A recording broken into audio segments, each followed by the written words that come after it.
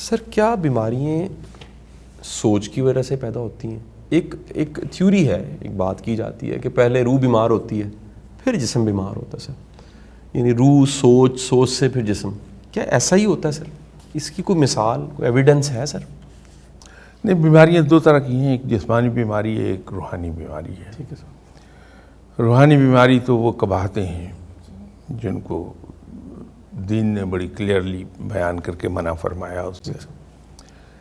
جسمانی بیماریاں ہیں کہ ہماری اپنی غلطیوں سے، کوتاہیوں سے، بے اعتدالیوں سے ہمارا جسم بیمار ہو جاتا ہے. ٹھیک سر. تو اس کا علاج ہونا چاہیے.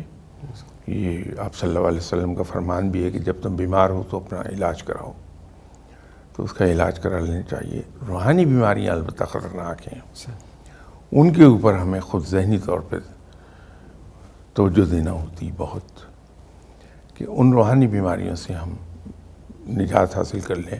ٹھیک سر. جیسے حسد ہے، ٹھیک سر. غیبت ہے، بےایمانی ہے،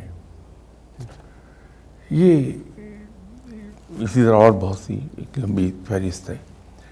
یہ بیماریاں وہ ہیں جو روحانی بیماریاں ہیں.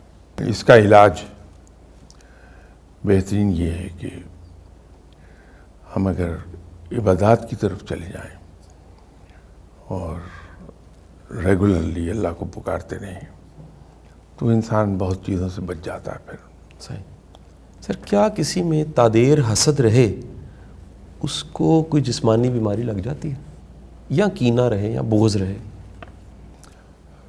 یقینی طور پہ لگے گی.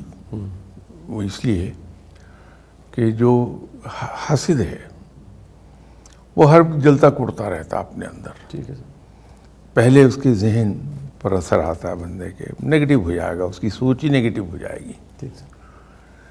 جب وہ سوچ اس کی نگیٹو ہوگی تو پھر اس کے جسم میں اضملال پیدا ہو جائے گا، ٹھیک سر.